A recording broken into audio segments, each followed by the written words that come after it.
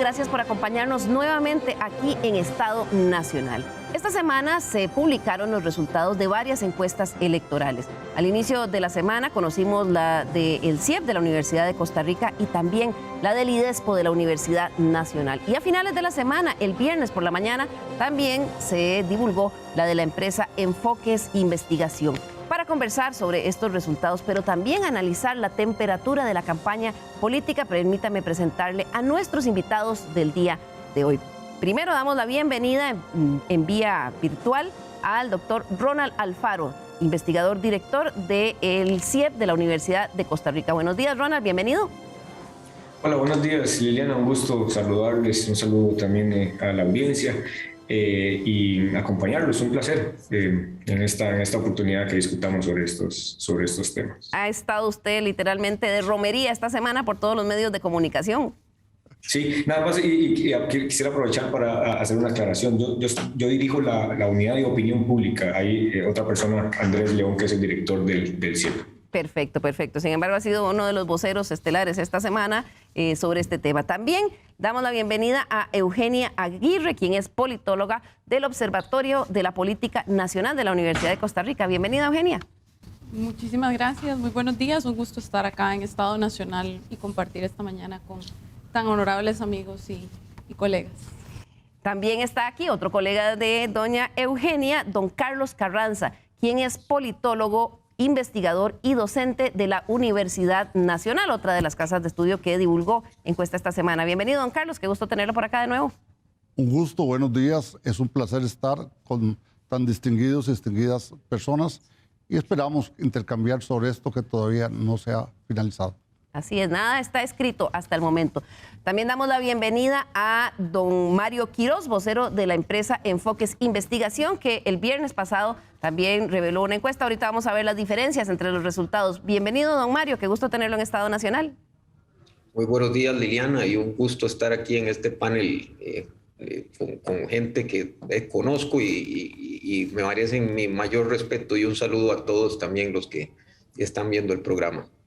Bueno, vamos a entrar en materia de una vez. Empecemos viendo los resultados de la encuesta del IDESPO de la Universidad Nacional que se publicaron esta semana. Los datos fueron recolectados en enero. Veamos en forma muy breve algunos de sus resultados.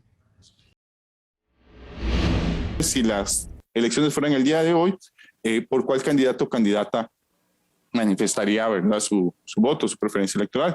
Un 49%, ¿verdad?, de la población, casi la mitad, que dice que va a ir a votar, dice que todavía no sabe, ¿verdad? Como Laura mostraba la tipología de indecisos antes, ¿verdad? Los datos no han variado drásticamente mucho de noviembre del año pasado.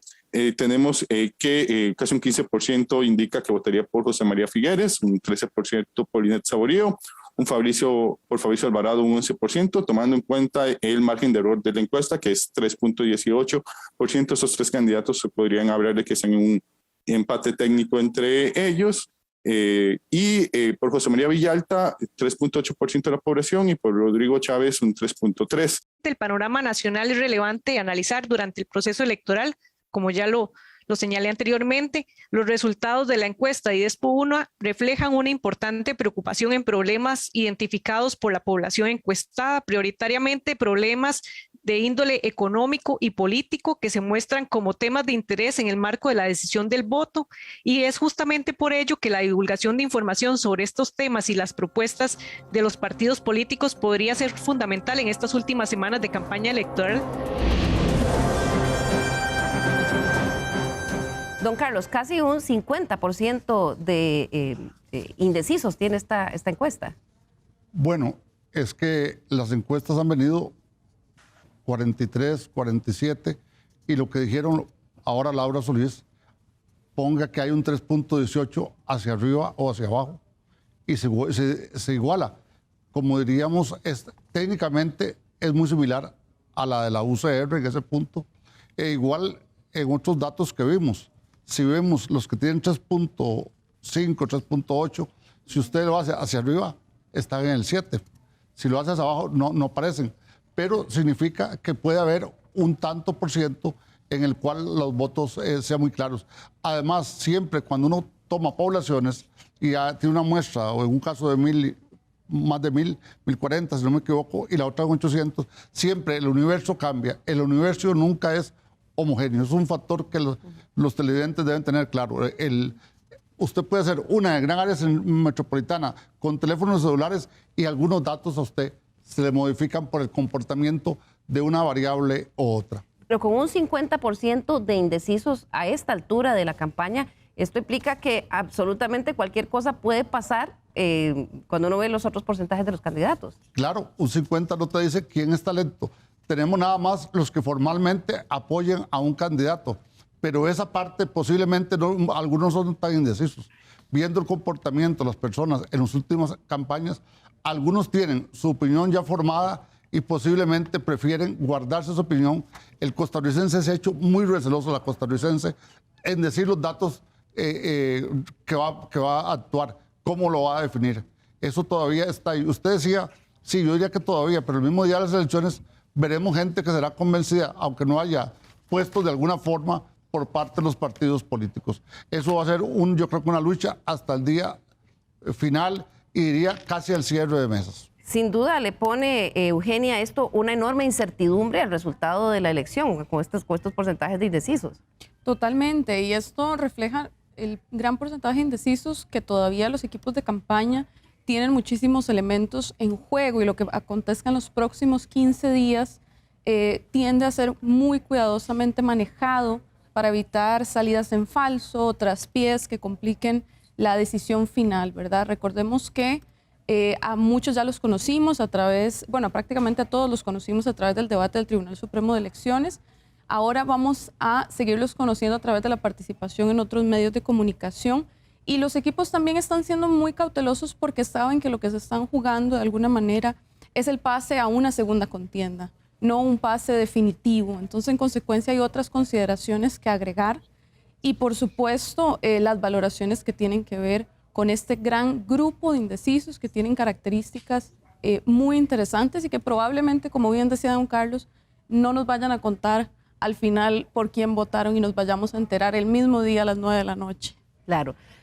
Doctor Ronald Alfaro, el CIEP también publicó su encuesta. Recuérdenos muy brevemente la metodología y las fechas en las que recolectaron la información. Sí, hicimos trabajo de campo entre el 12 y el 14 de enero. Es una encuesta de teléfonos celulares. Encuestamos a 1,006 personas en todo el territorio nacional. Ok, comencemos con algunos de los datos, los vamos a ir viendo gráficamente en forma muy puntual, Ronald. El CIEP le preguntó a los electores si votarán y cuán decididos están a hacerlo. ¿Qué resultados obtuvieron?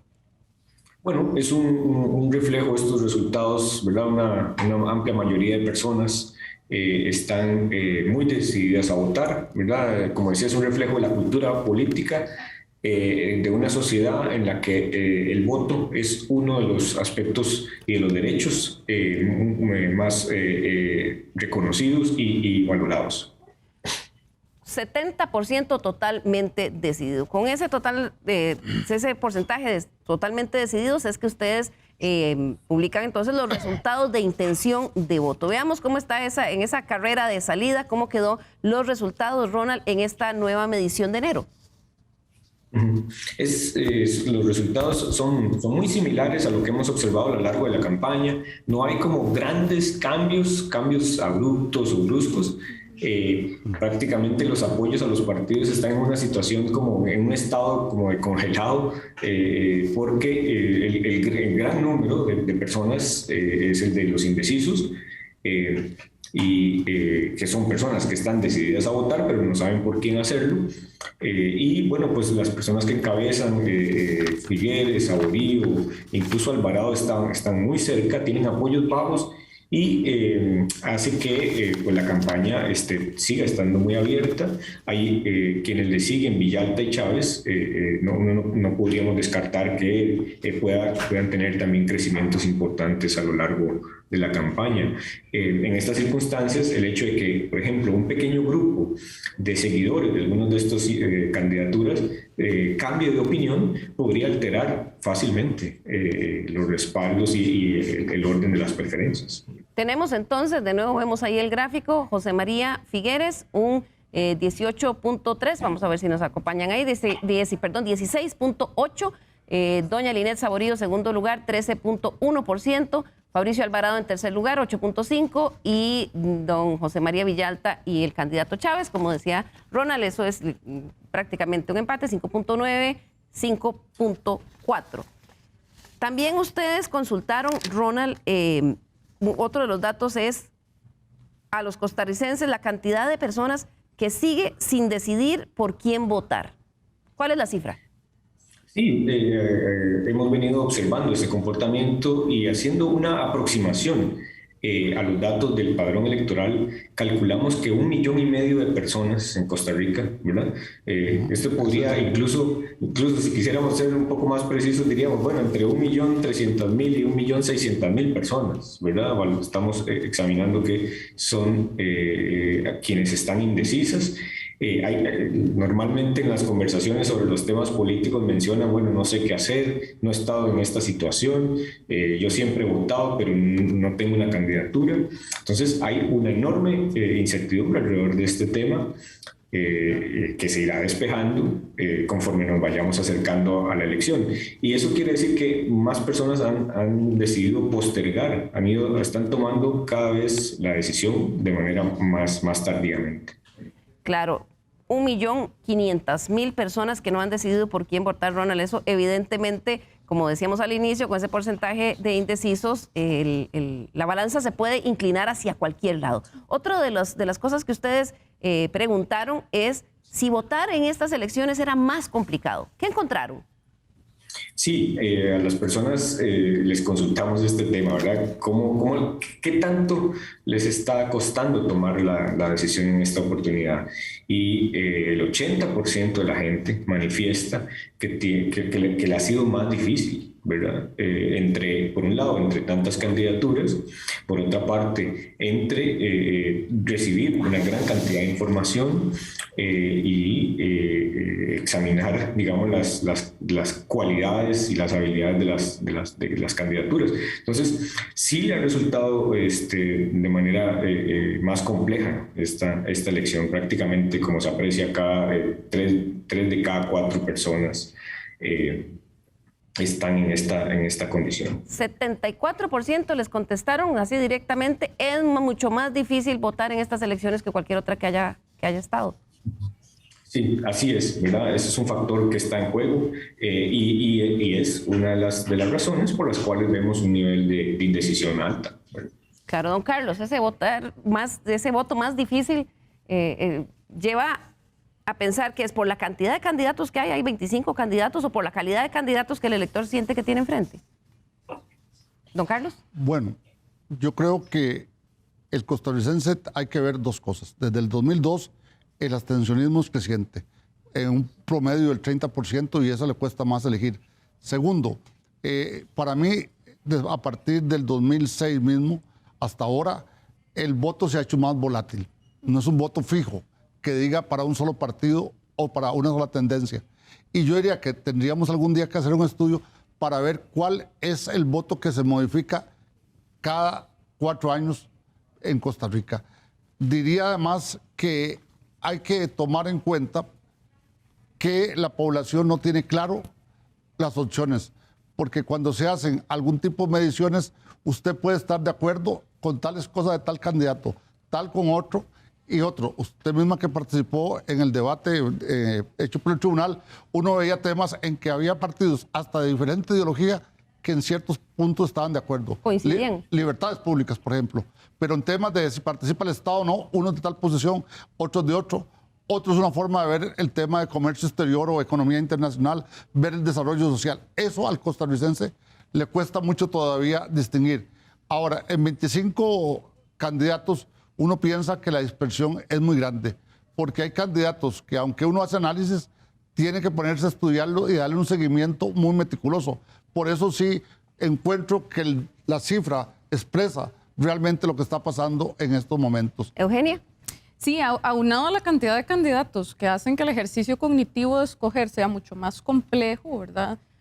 Pensemos en otras campañas donde ya a estas alturas habían 2 o 3, entonces de alguna manera había un puente, una facilidad para las personas para inclinarse por alguna opción. La ausencia de un tema unificador que nos preocupe a todos y a todas le agrega una complicación adicional. Los temas sobre los que estamos conversando, discutiendo, siguen siendo temas muy estructurales: el apagón educativo, la discusión sobre la economía y el desempleo. Estas son cosas que las y los costarricenses saben que no es tan fácil de solucionar. Son conversaciones muy complejas que no simplifican en una posición de a favor o en contra. Entonces los candidatos tratan de mantener una base narrativa muy sencilla. Por supuesto que todos queremos que disminuya el desempleo, todos y todas queremos, por supuesto, que la situación del COVID mejore. Entonces, encontrar esas diferencias alrededor de los temas se hace cada vez más complejo y, en consecuencia, la participación o la definición se está postergando más hacia el día de la elección, a la espera de un gran acontecimiento o un gran tema que unifique, o a la espera de que simplemente llegue este día y todos acudamos a las urnas. Ronald, indecisos creciendo, electores diciendo que estas elecciones, la decisión va a ser mucho más difícil que en las anteriores. Y otra cosa que me llamó mucho la atención es ustedes consultaron sobre un sentimiento que me pareció muy interesante que les está generando a los electores esta elección: estrés. ¿Qué encontraron ustedes ahí? Sí, cuando hay unas circunstancias de esta naturaleza, un panorama tan incierto, mucha oferta electoral, pues las personas, la ciudadanía está en un estado como de confusión, ¿verdad? Y cuando los seres humanos no somos capaces de manejar una situación, pues generalmente desencadena algunos episodios de ansiedad, estrés, incomodidad. Y entonces, bueno, esto lo hemos visto en otros escenarios, en otras elecciones en el mundo, y en el caso costarricense hay algunos indicios y señales de que está presente, ¿verdad? 4 de cada 10 personas, dijo, le genera estrés pensar en las elecciones. Digamos, es una proporción, digamos, nada despreciable en términos de la situación que estamos observando, ¿verdad? Ustedes tuvieron oportunidad también de consultar en esta última medición a la muestra si vio los debates del Tribunal Supremo de Elecciones, debates presidenciales que el Tribunal Supremo decidió incluir a los 25 candidatos, como lo hace siempre, pero claro, fue un esfuerzo monumental en esta ocasión. ¿Qué encontraron, Ronald? Sí, sabemos que los debates por lo general ayudan al electorado a encontrar algunas diferencias, ver el desempeño, el desenvolvimiento de los partidos y las candidaturas en esos momentos. Y sabemos que 24% de las personas observó los debates. Y bueno, fue un espacio, digamos, en el cual al menos tuvo la oportunidad de conocer, en este caso, a todas las candidaturas, ¿verdad? Cosa que no va a ocurrir, digamos, en los debates más cercanos a la elección, porque, digamos, ya la participación va a ser mucho más reducida. Entonces es, un espacio importante para informarse, ¿verdad? Sigue siéndolo. Claro, otro de los elementos que le agrega mayor incertidumbre al tema de la situación emocional del elector, además del estrés de considerarlo difícil, es que las elecciones se van a dar en medio, como dicen todos los expertos, de probablemente uno de los picos más altos de contagio de la nueva variante Omicron. Ustedes tuvieron también la oportunidad de consultar en su encuesta si las personas, ¿cómo se sienten las personas en su decisión de votar en ambiente de pandemia? ¿Qué encontramos? Veamos primero cuando les preguntaron si iría a votar en medio de la ola pandémica. Sí, acá hay un respaldo importante, digamos, sigue existiendo un respaldo importante a la democracia, y bueno, es también similar a lo que ha ocurrido en otros países, porque la pandemia no necesariamente frena o impide que se haga una elección nacional, ¿verdad? Incluso hay en algunos países con niveles de contagio también importantes, la participación ha sido superior a otros años. Entonces, en el caso de Costa Rica hay un respaldo también al tema del voto, que puede variar, eso sí, si la persona reporta tener algún síntoma, digamos, o algún de fiebre o incluso, ¿verdad?, de COVID, que en estos días precisamente está muy en boga. Vamos a ver qué expresaron ahí en cuanto a si tuvieran el día de la elección y sintieran síntomas. Ustedes preguntaron eso también, veamos qué encontraron. Sí, en esta materia, pues lo que vemos es que cuando las personas dicen, bueno, sí, yo, aún y cuando la pandemia esté afectando, nos está afectando en el país, pues yo mantengo esa disposición de ir a votar, pero si tengo síntomas, lo mejor que haría es quedarse en casa, ¿verdad? Hay también un aspecto en el que examinamos, por ejemplo, la confianza que se tiene en que los protocolos de salud se van a respetar y se van a cumplir. Y aquí hay un respaldo también a las autoridades, tanto al Tribunal Supremo de Elecciones como a las disposiciones del Ministerio de Salud, porque la gente piensa que estos protocolos se van a cumplir, o que confían en que se van a cumplir en gran medida a lo largo y ancho del territorio nacional. Eugenia, ¿eso es una, digamos, un signo de esperanza? Es un signo de los valores y el respaldo democrático, la reserva democrática que todavía tenemos como país. Y además no tenemos que olvidar que en 2021 asistimos a 3 convenciones partidarias internas, es decir, ya hicimos elecciones en el marco del COVID y con este factor igualmente se recibieron muchísimos votantes en las urnas. Entonces ya es un protocolo el que se está aplicando al que costarricenses que militan en alguno de los 3 partidos políticos que hicieron convenciones internas se sienten familiarizados y además que es un gran espaldarazo de confianza hacia el trabajo del Tribunal Supremo de Elecciones y este esfuerzo sanitario tras el proceso electoral. Pero no deja, don Carlos, de ser un reto logístico importante el hecho de que el pico de contagios sea en el momento de las elecciones, nos pone frente a situaciones, por ejemplo, de que pudiera ser que un día antes miembros de mesa resulten positivos. Sí, hay posibilidades de que eso suceda, pero creo que la voluntad, como dice Eugenia, y hablo en términos muy filosóficos, el espíritu del costarricense, la costarricense, es de ir a votar.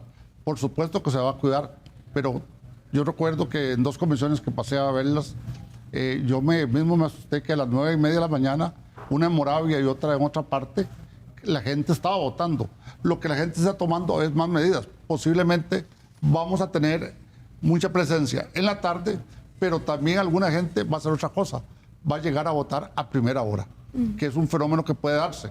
Lo pongo hipotéticamente, no que es comportamiento real. Y eso, hipotéticamente, es muy importante porque nos dice que el costarricense ya está, el que va a votar, va a hacer todo. Y digo una cosa, algunos hasta con que sientan algo se van a tomar para ir a votar porque no quieren dejar esa posibilidad como un elemento que define a Costa Rica en estos momentos. Claro. Vimos las 2 primeras encuestas, la del CIEP y la del IDESPO, que coincidieron en el orden al menos de los 3 punteros en la elección. Don José María Figueres en primer lugar, doña Linet Saborío en segundo y don Fabricio Alvarado. El viernes también surgió la publicación de los resultados de la encuesta de la empresa Enfoques Investigación. Don Mario Quiroz, vocero de la misma, nos cuenta qué encontraron, cuándo midieron ustedes la metodología, muy brevemente, y qué encontraron, porque no coincide. Yo creo que sí coincide, pero bueno, nosotros salimos a campo del 14 al 18 de enero y fue una entrevista, fue una metodología de entrevista habitacional cara a cara a nivel nacional. Yo creo que los resultados, si vemos resultados de participación, los 3 estudios coinciden, andamos alrededor del 70%.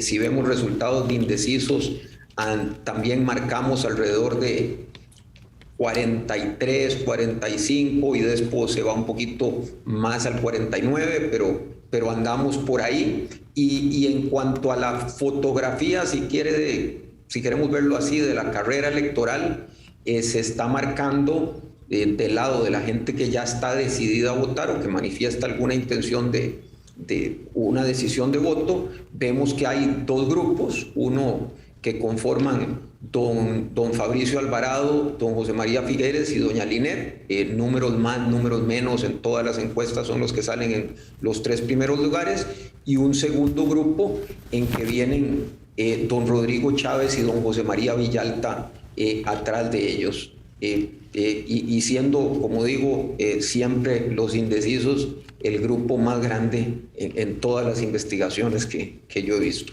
Claro, el porcentaje que encontraron ustedes de intención de voto entre los que ya están, digamos, decididos y tienen su candidato, ¿cómo estuvo?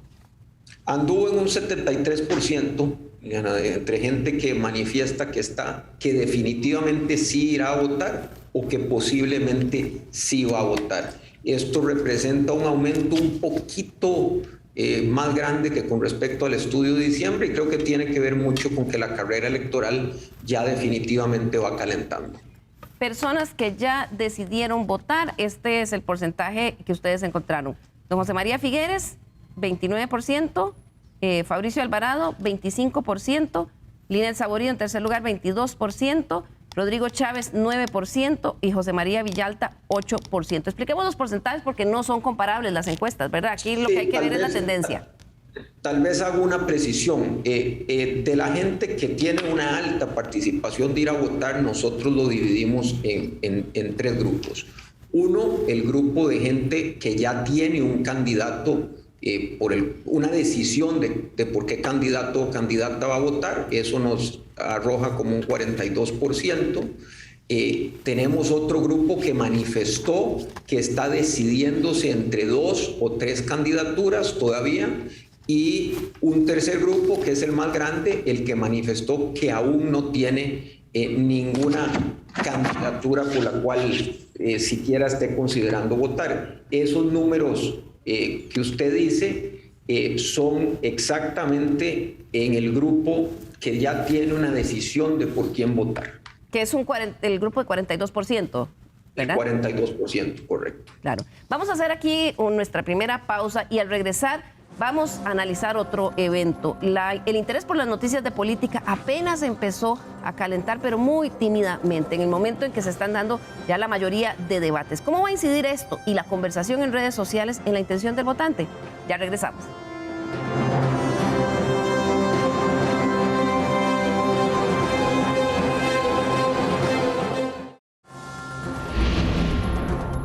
Les recordamos nuestro correo l.carranza@teletica.com. Escríbanos, nos interesa mucho su opinión, sugerencias y críticas. Gracias por continuar con nosotros. Hoy que estamos hablando sobre la temperatura de la campaña electoral a pocos días de que el pueblo costarricense tome la decisión de quién va a llevar las riendas del país por los próximos 4 años. Estábamos hablando de las encuestas que surgieron esta semana. Solo quería terminar un tema, don Mario Quiroz, de la empresa Enfoques Investigación. La encuesta de ustedes es la metodología diferente, personalmente casa a casa. ¿Cómo la hacen? ¿En qué horas? ¿Qué limitaciones o qué consecuencias puede tener el tipo de muestra a la hora de analizar el resultado? Vamos a ver, toda investigación tiene ventajas y desventajas. En este caso, la entrevista se hace en un horario como de 8 a 5 de la tarde, con el fin de potenciar una mayor tasa de respuesta de la gente, y tiene una segmentación, Liliana, basada obviamente en el padrón electoral, por cantones, distribuida entre GAM y el resto del país, también distribuida por género y por grupos etarios para que tenga la mayor precisión. Dicho esto, y cuando hablo de precisión, la mayor precisión posible, porque como todo instrumento de investigación social, toda metodología al final de cuentas tiene virtudes y defectos, ¿verdad? Y al final de cuentas también ninguna encuesta, aunque la gente así lo quiera ver, es una bola de cristal ni una predicción del futuro necesariamente. Lo importante es, ojalá, hacer varias para poder medir tendencias, que es lo que al final es más importante. Esto es muy importante de entenderlo, Eugenia, sobre todo porque en el pasado, esto que decía don Mario, es cierto, las encuestas son una proyección, pero no son una bola de cristal y en muchas ocasiones han fallado, Eugenia. A mí me gustaría referirme a las encuestas como una fotografía de un momento. No es un video, no es la antesala, es una fotografía de un momento muy particular que empresas o universidades también toman para ir midiendo esa temperatura, pero tomarlo como una especie de bola de cristal sería un error. Lo que me gustaría tal vez plantearles es algunas tendencias muy seguidas que pasan cuando tenemos encuestas. El votante tiene dos escenarios que son los más usuales. Votar, ve la encuesta y dice voy a votar a ganar. El votante que no le gusta perder su voto o lo interpreta de esa manera, entonces va a votar por quien está en el primero o en el segundo lugar. Y hay un votante que más bien se inclina por quien tiene menos intención de voto. Y eso es un fenómeno al que las encuestas contribuyen, pero como instrumento de investigación científicamente probado y estadísticamente respaldado, son sumamente importantes para seguir el pulso de la campaña. Claro, esto es una herramienta muy necesaria. Otro de los temas que midió la encuesta de Enfoques e Investigación es la evolución del tema electoral dentro de las preferencias en el consumo de noticias de los costarricenses. Y ahí encontramos que en julio del año pasado las elecciones no estaban, pero ni siquiera dentro de los 10 temas más importantes. Para octubre de 2021, cuando ellos midieron, subió al 6º lugar. En diciembre pasó al 4º lugar y en enero al 3er lugar. ¿Cómo miden eso, don Mario? Sí, le preguntamos a la gente esencialmente en cuál ha sido la noticia más importante que ha escuchado en los últimos 15 días. Respuesta abierta y ahí se realiza una codificación por temas. Y sí, ciertamente conforme nos hemos ido acercando al 6 de febrero, ya la gente está interesándose más en el tema electoral, que pasa por una lógica, como señaló don Carlos, que la sociedad ha cambiado, el costarricense ahora se decide cada vez más tarde y hasta ahora realmente tal vez es cuando le está prestando atención. Y tengo que decir que no es sino hasta esta encuesta que vemos un salto importante en que las elecciones son, después de la situación del COVID-19, el tema más importante que han consumido como noticias en los últimos 15 días anteriores a la investigación. Así es, porque, bueno, el primer lugar es ninguno, ¿verdad? Ningún tema. Cuando se les preguntan, consecuentemente, las últimas 3 mediciones, octubre, diciembre y enero, cuando les pregunta cuál es el tema más importante en las noticias, ninguno es el porcentaje más grande. Pero en realidad, ya para esta ocasión, elecciones quedan en 3er lugar, debajo solo de la situación de COVID, porque en diciembre los temas de corrupción, los casos de corrupción era el que estaba ocupando el 2º lugar. Don Carlos, qué nos dice este interés o desinterés del elector en el consumo de los temas en los medios de información? Bueno, yo indicaría otro factor importante. Si bien la campaña formalmente se paró cierta fecha, y por los que hacemos estudios de ese tipo, en el programa Coyuntura, estudiamos los mensajes de los principales candidatos a presidente, pero también de algunos candidatos estratégicos a diputado. La gente comenzó a participar más, algunos tenían vacaciones, estaba más en ocio, y ya el fenómeno comienza desde el 22 de diciembre en adelante, que se desemboca en enero. Además, el otro factor es que la intensidad de los partidos políticos por cualquier medio es más fuerte desde finales de diciembre, comienzos de enero hasta el momento actual.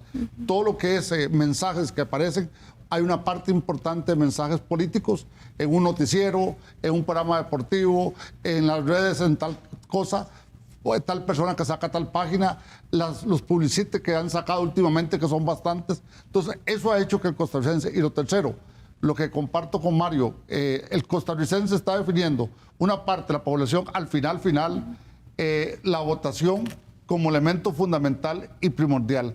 Y ese factor hay que tomarlo en cuenta. No era antes uno, si analiza algunas encuestas que podemos tener de otras épocas, encuentra que todavía en los 80, 90 y 2010, etcétera, todavía, pero en las últimas 2 o 3, la gente comienza a definirse casi al final y buscando el que más se acerca a su posición correspondiente. ¿Cómo influye, Eugenia, el desempeño del candidato a la hora de decidir por quién votar en el elector? Y me refiero a esto en estas últimas semanas ha habido una serie de debates de cámaras empresariales, colegios profesionales, sindicatos, medios de comunicación, universidades, y entonces el elector empieza a tenerlos. Si bien es cierto, como hemos visto, no es masivo el consumo completo, pero sí generan conversación y paralelamente en redes sociales el desempeño en debate se convierte también en una forma de juzgar al candidato. ¿Cómo opera esto? El desempeño del candidato o la candidata es la herramienta más importante que tienen a estas alturas los equipos, los partidos políticos para exponer su opción electoral. Recordemos que ya las campañas no están tan centradas en el partido político como organización, sino más sobre la figura de la persona que lo lidera, que en este caso es el candidato o candidata presidencial. De hecho, en Costa Rica es muy particular que las campañas para diputados o diputadas no captan tanto la atención como en otros países sí lo hace. En este sentido, entonces, las y los candidatos son personas que se preparan para los distintos espacios de exposición que tienen, que son, eso sí, espacios inciertos porque se pueden dar situaciones que no están previstas, por ejemplo, en un debate, pero calculan y se miden con muchísimo cuidado respecto a quién le están hablando, de qué manera lo están haciendo, su lenguaje, cuidan que no sea un lenguaje muy técnico, y tienen una serie de entrenamientos también en lo que es comunicación verbal, no verbal, para efectos de evitar errores garrafales que en el mejor de los casos terminan un meme y se viraliza, o en el peor de los casos los descarta como una opción seria. Bueno, Eugenia, uno esperaría que tengan esa capacitación, pero don Mario, ¿qué hemos visto? Porque sí se ha convertido en tema de conversación, como decía Eugenia, memes, los resbalones que están teniendo los candidatos, no solo en debates, sino en entrevistas y en espacios donde se puede conocer un poquito más a profundidad ese desempeño. Sí, yo complementaría lo que dice Eugenia con que esa preparación tiene que ir muy dirigida a que los candidatos sean ellos, ¿verdad? Dentro con las virtudes que tengan. Voy a tomar un ejemplo, dos ejemplos. Don Fabricio Alvarado y don José María Villalta. Uno ve a don José María Villalta y lo han tratado de posicionar más al centro que sus posiciones típicas. Y ahí, en lenguaje corporal, yo lo he visto en los debates y en entrevistas y no se ve tan cómodo. Don Fabricio Alvarado, por ejemplo, también está demostrando o tratando de demostrar y posicionarse como un candidato de más amplio espectro que con el tema religioso o con los temas de derechos humanos con los que estuvo opuesto la campaña pasada. Y pongo estos dos ejemplos porque don Fabricio sí se ve, como dice Eugenia, que lo han entrenado, es consistente, está pegado a un mensaje, a un discurso, no me meto yo a discutir el fondo o no de lo que propone, mientras que don José María Villalta yo sí he visto un candidato bastante distinto al que tuvimos al 14 y creo que eso viene de estrategias de campaña y un posicionamiento del candidato que no necesariamente ha sido tan acertado en uno como lo ha sido en el otro, en estos dos ejemplos. En el caso de don José María Villalta, ¿se refiere usted al estilo, a ese tratar de ponerlo más al centro y donde no le pareciera salir muy natural? Yo creo que me refiero más al fondo de las propuestas. Don José María ha tenido propuestas que han sido más de izquierda que las que han estado tratando de suavizar. Y lo que veo yo en su lenguaje y en sus mismas respuestas en las entrevistas que le he observado es que probablemente él no se sienta tan cómodo con las posiciones que está teniendo que expresar, pero que por un tema de estrategia se está moviendo más hacia el centro de sus posiciones tradicionales. Eugenia, ¿qué opinas de eso? No, es un caso muy, muy interesante. Además, figuras que ya las vimos con altísima exposición, tanto a José María Villalta como a Fabricio Alvarado, que entonces nos permite valorar su evolución a lo largo del tiempo. Efectivamente, decía una feminista latinoamericana, el cuerpo es chismoso, la incomodidad se percibe, la formación se nota también.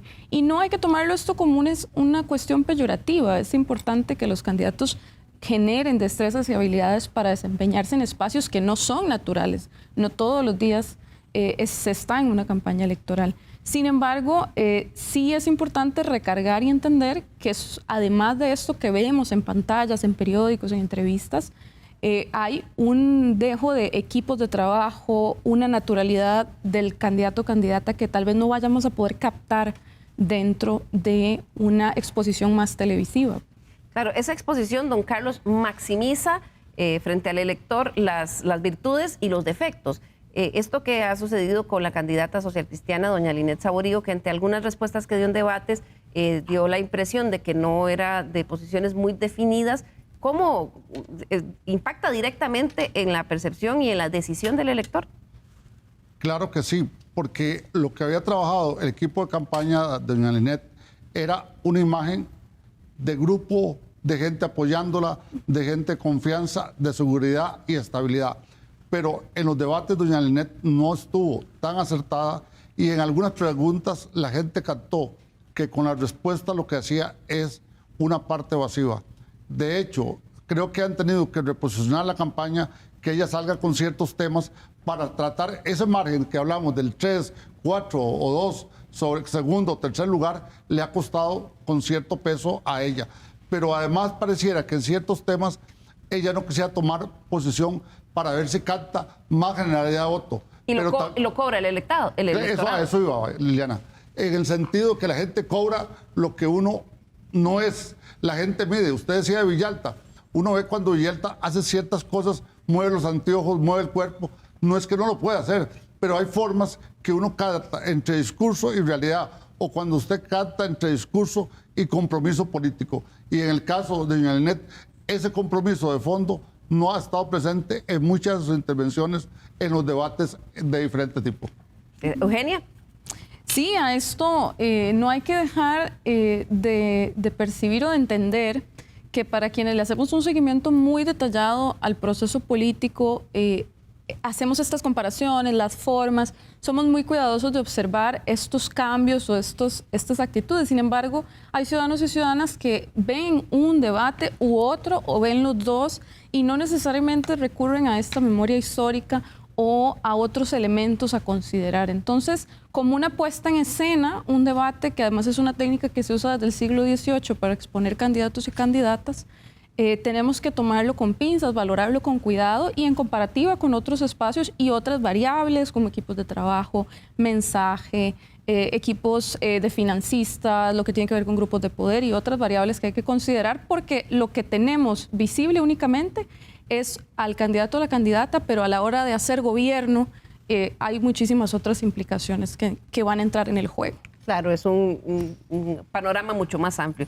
Don Mario, ¿cómo está aportando o destruyendo valor a las propuestas de los candidatos la conversación paralela en redes sociales? Y hablo de la que es espontánea, de la que surge de los propios candidatos, es decir, cuando usan las redes sociales como un canal de comunicación directo con la gente. ¿Cómo reacciona la gente a esas propuestas? ¿Cómo reaccionan al desempeño en los debates?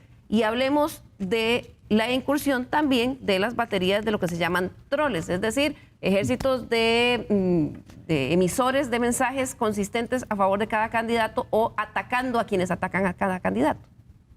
Eso creo que es una pregunta importantísima en esta coyuntura en que estamos. Yo con las redes sociales puntualizaría algunas cosas.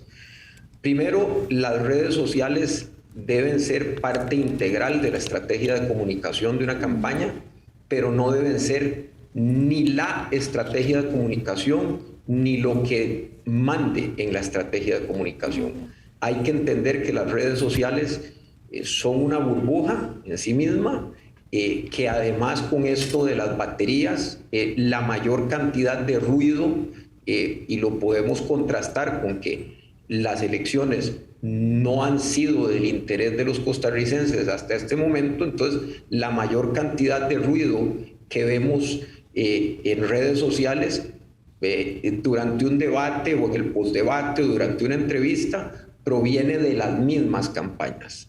Aquí la trampa en la que no deben caer las campañas es en creerse que las menciones positivas que ellos captan en sus estudios y en sus análisis son necesariamente positivas, porque la gran mayoría son de sus mismos partidarios. Las redes sociales son un medio de comunicación de que se debe aprovechar, tienen que tenerlo integrado. Algunas también permiten una comunicación más informal como el TikTok. Eso no significa que uno tenga que banalizar la comunicación en redes sociales. Es definitivamente un factor, pero no es necesariamente el único factor que juega. Eugenia, sobre este tema.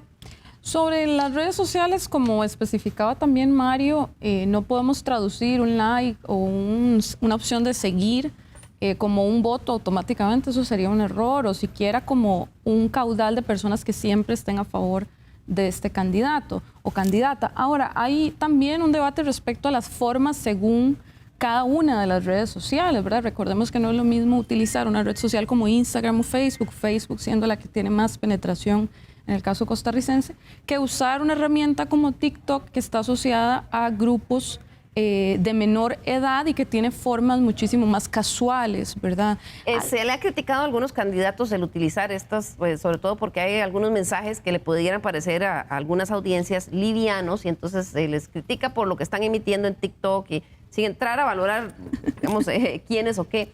Pero leí esta semana una noticia en el Wall Street Journal muy interesante. Ellos hicieron unos análisis basados en los rankings de Forbes, y este año hay varios TikTokers, le llaman ellos, son emisores en TikTok, que generaron más ingreso que muchos de los principales CEOs de las grandes compañías americanas. Entonces, a veces menospreciar ese canal de comunicación para una audiencia muy específica puede ser también un error, Eugenia. Ningún canal de comunicación, y menos en caso de redes sociales, hay que menospreciarlo. Lo que hay que entender es que tienen formas distintas, y en ese caso hay que adaptarse si lo que estás tratando de vender es una persona, un candidato, una candidata, porque además no es de bien ver estos temas dentro de las redes sociales, específicamente en el caso de TikTok. Pero particularmente para los equipos de comunicación es un reto, porque recordémonos que se trata de llegar por motivo de una campaña electoral. No es un proceso que se vea natural, es un proceso que se ve impostado. Y dependiendo del desempeño del candidato o candidata, que es normalmente el que más se expone en este tipo de redes, se podría ver hasta cierto dejo de incomodidad. Entonces, hay otras estrategias que se pueden utilizar, pero no menospreciar, por supuesto, un canal que hoy por hoy es un canal de entretenimiento favorito para muchísimos ciudadanos y ciudadanas. Claro, don Carlos, eso desde el punto de vista del candidato emitiendo y sus baterías. Pero ¿y el elector? ¿Cómo está el elector siendo influenciado por esta conversación paralela? ¿Es igual en el Valle Central que en Punta Arenas, Limón o Guanacaste? Yo creo que no, porque hay una gran diferenciación en Costa Rica. Una parte es el GAM, donde uno puede navegar casi permanentemente con los diferentes operadores, y en los cuales hay más presencia de gente joven, pero también alguna gente adulta que tiene una formación que le permite accesar a eso, sea con su nombre propio o con otro. Pero además también se maneja publicidad muy clara para esos grupos, que en esa parte hay que verla. Uno ve que a veces en Twitter aparece un mensaje, o en Telegram, o en Facebook, que uno sabe, dice, esta es una publicidad de tal grupo, de tal percepción, de tal objeto. ¿Por qué? Porque estamos en un cambio importante en esa parte. La otra parte que yo agregaría es que también hay que verlo por grupo de edades. Hay gente que tiene mucha concentración en uno. Facebook, por ejemplo, es de ciertas edades, más rígido, más estático, con tiempos más prolongados de la información, mientras que cuando uno va a Twitter, uno ve que la información muchas veces sí hay unos prolongados de un día a 2 días, pero hay unos que están media hora, 1 hora y se fue. Es una percepción. Si la gente se comienza a mover hacia esas formas, yo creo que sí, la parte de las nuevas formas de comunicación va a ser parte ya presente. Ya es una tendencia que lo veremos, si estamos presentes en 4 años, en la cual esa va a ser por lo menos del 50 al 70% del electorado. Las formas antiguas no se usan casi. Vean que sí han hecho cosas interesantes. Algunos partidos han tomado algunas reuniones que han sido buenas o que han llevado gente para ponerlo en las redes y tratar. La otra parte es que la otra información es el rumor, el estereotipo, que a veces se usa muy fuertemente en todas las redes, y eso sí cala muy fuertemente y pone en duda al elector. Pongo un ejemplo: si a alguien lo acusan de corrupto, aunque no sea cierto, no se haya demostrado, eso cuesta o se dicen, tal es demasiado conservador, o tal es muy de izquierda, eso también tiene todavía en una parte de esa gente, tiene presente. Y hay que considerar una cosa, ¿qué es lo que uno usa cuando emite mensajes?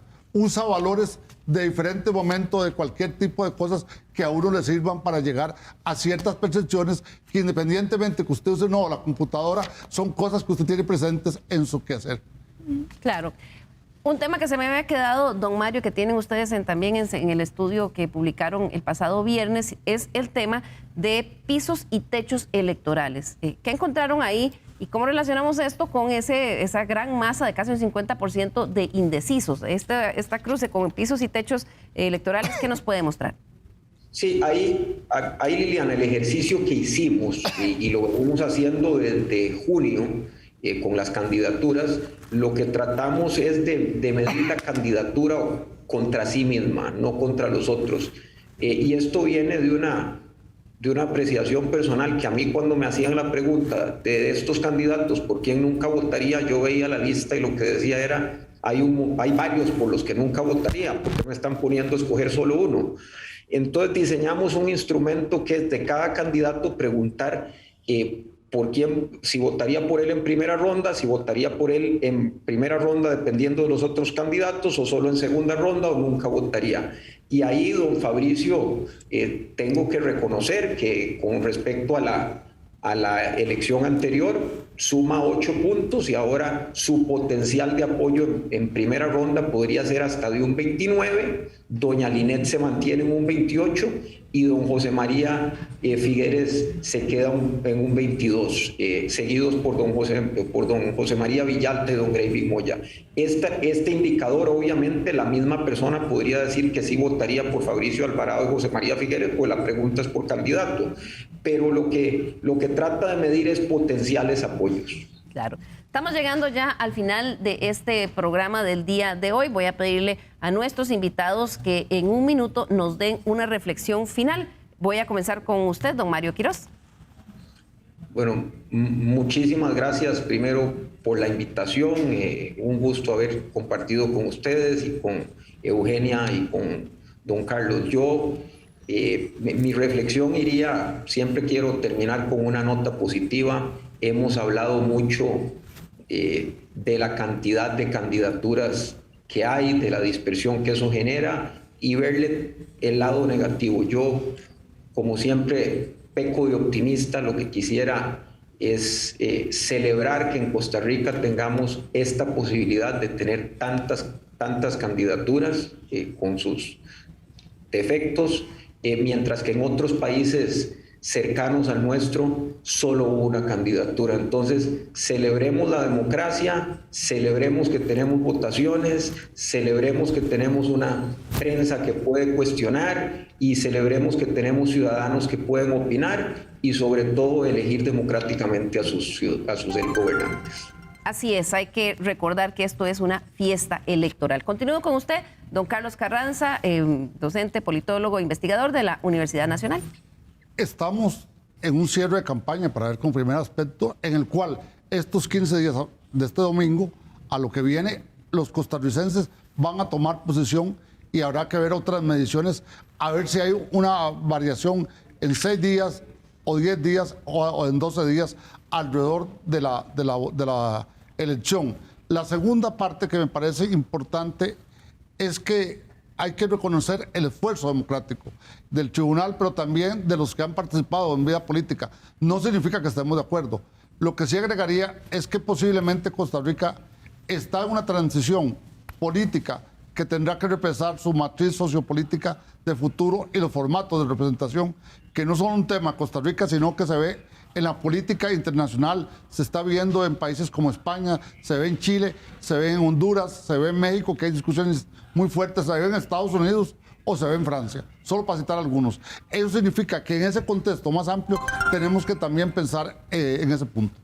Muchas gracias, don Carlos, y concluyo con Eugenia Aguirre, politóloga del Observatorio de la Política Nacional de la Universidad de Costa Rica.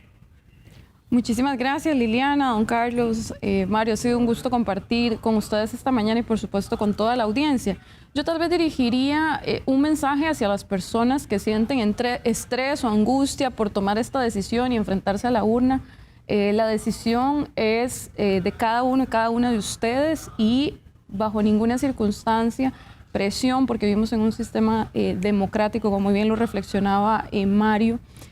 Son ustedes los que se van a enfrentar hasta ese momento a esa decisión. Por tanto, sacarle el máximo provecho a los distintos canales, disposiciones de información que hay en Internet, a los distintos canales, para efectos de valorar los elementos que a ustedes les conmuevan o les ayuden a definirse. Aprovechar también los debates y, por supuesto, seguir prestando atención y con muchísimo cuidado a cómo los candidatos y candidatas ajustan sus estrategias y sus mensajes conforme se aproxima el día de la elección. Presentarse a la urna es una gran oportunidad. Muchísimas gracias, Eugenia, don Carlos, don Mario y don Ronald Alfaro del CIEP, que se nos fue en el primer bloque porque tenía otros compromisos, y a usted por acompañarnos el día de hoy. Lo esperamos el próximo domingo aquí en Estado Nacional con más contenido sobre la campaña electoral. Que tengan un bonito día.